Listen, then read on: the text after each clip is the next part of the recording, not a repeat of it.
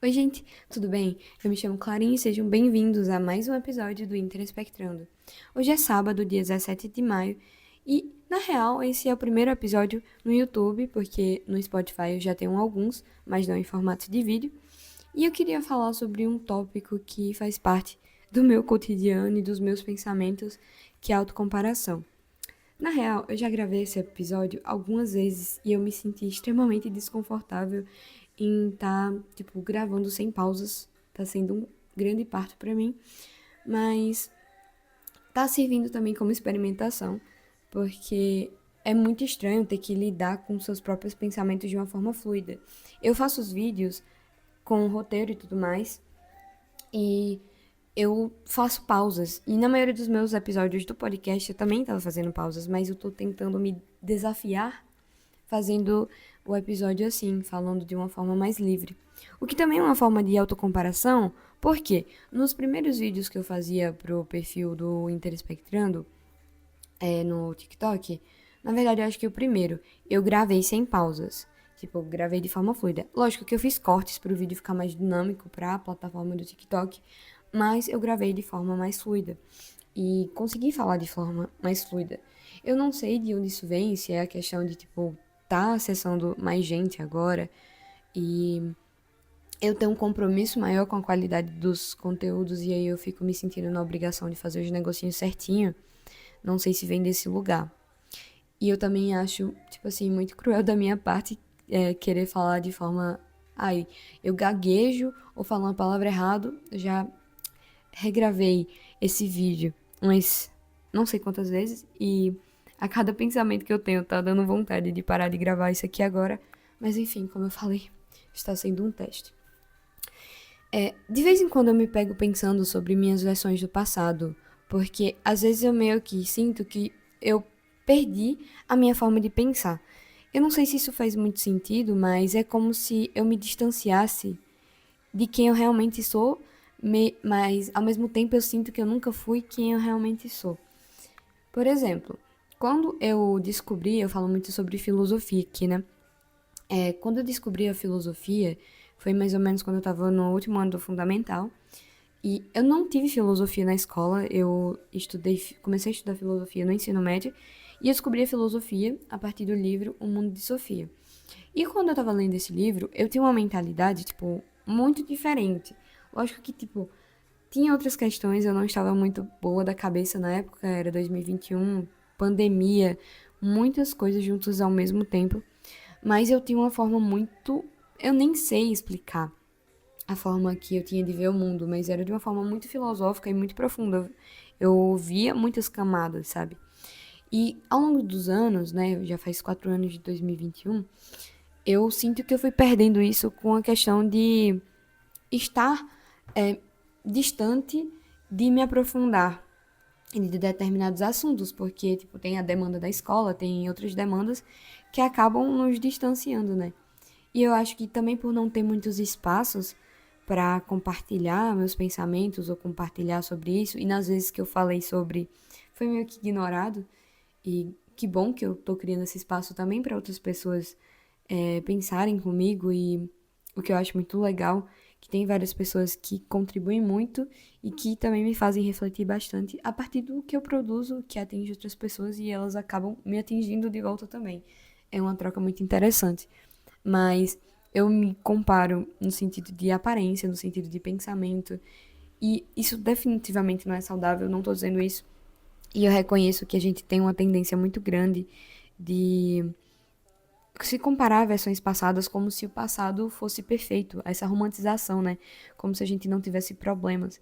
Só que ao mesmo tempo eu penso, eu tinha problemas, só que hoje em dia eu sei nomear ou entender melhor eles, sabe?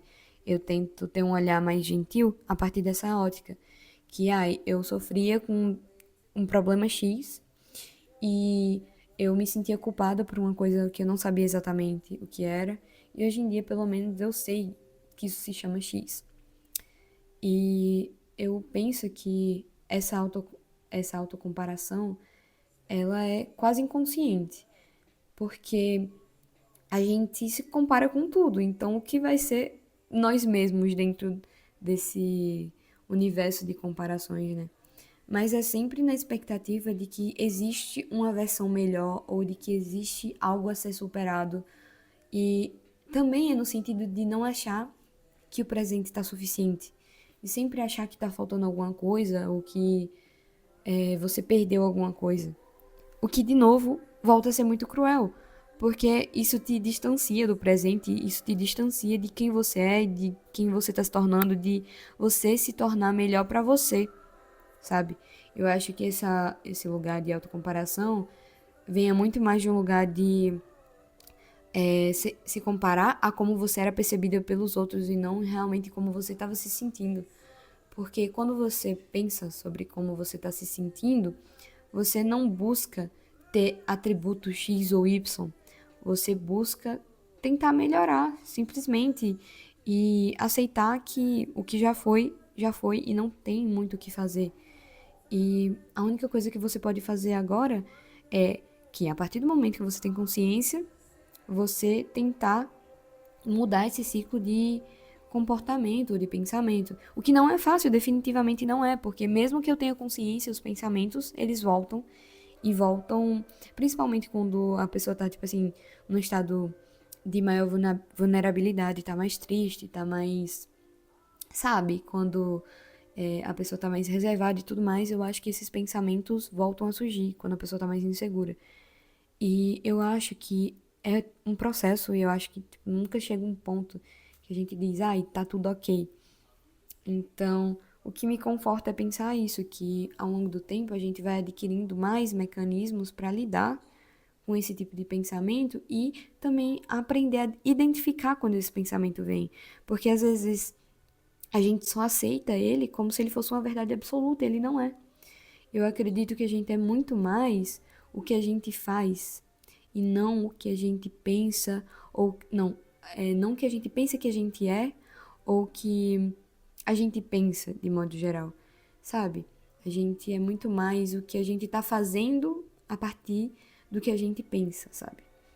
E mesmo com todos os pensamentos ruins, a gente dá um jeito de tentar lidar com eles, porque definitivamente não é fácil. Ainda mais porque, tipo, os nossos pensamentos, eles vêm de algum lugar. Então, eles não estão, tipo, quando a gente pensa sobre o que é certo e errado, ou, o que é verdade e o que é mentira.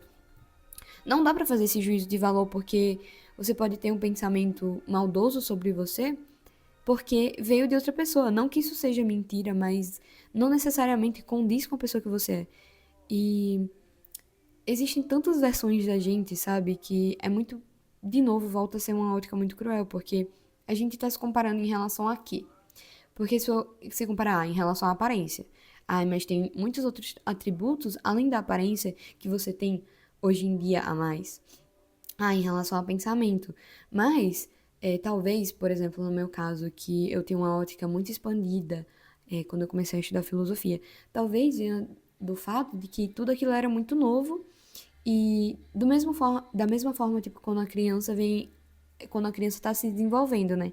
Ela começa a perceber a realidade e ela começa a construir sua realidade e meio que tudo vai ser uma descoberta.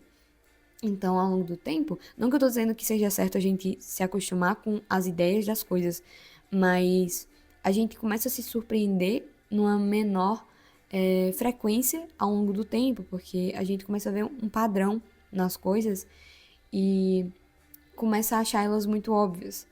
Então, eu acho que também esse lugar de você ter compaixão por si mesmo é ver as coisas para além da obviedade, ver para além de um atributo específico ou de uma característica específica, sabe? Viver e ser você é muito mais complexo do que a nossa cabeça às vezes faz pensar que a gente é. Não é exatamente porque nossa cabeça é maldosa, mas porque a gente meio que é condicionado pelo nosso meio a pensar de formas negativas, sabe? De não achar nunca que a gente é suficiente. E eu tenho um certo problema em falar gente, e eu já regravei esse podcast algumas vezes, porque eu sinto que quando eu falo gente, eu meio que tô transformando num coletivo uma coisa que na verdade é minha. E eu não sei se outras pessoas se sentem da mesma forma. Talvez sim, porque ao mesmo tempo que eu falo isso e eu acho que é uma coisa minha, eu acho que nada vem do nada. Tipo assim, no sentido de que o pensamento que eu tô tendo vem de um coletivo muito maior do que eu e que outras pessoas devem se sentir da mesma forma e talvez não saibam verbalizar. Da mesma forma que eu consumo conteúdos e livros e coisas que me fizeram pensar, nossa, eu nunca tinha pensado por esse lado e eu acho que a partir do momento que a gente entende que vida é movimento, expandir nossa percepção do que a gente é para além do que as coisas são, é muito importante entender, ter uma visão mais expandida do que as coisas são, mas é muito importante também expandir a nossa percepção sobre nós mesmos e ter um olhar de maior compaixão. E eu tento fazer isso como forma de afirmação diária.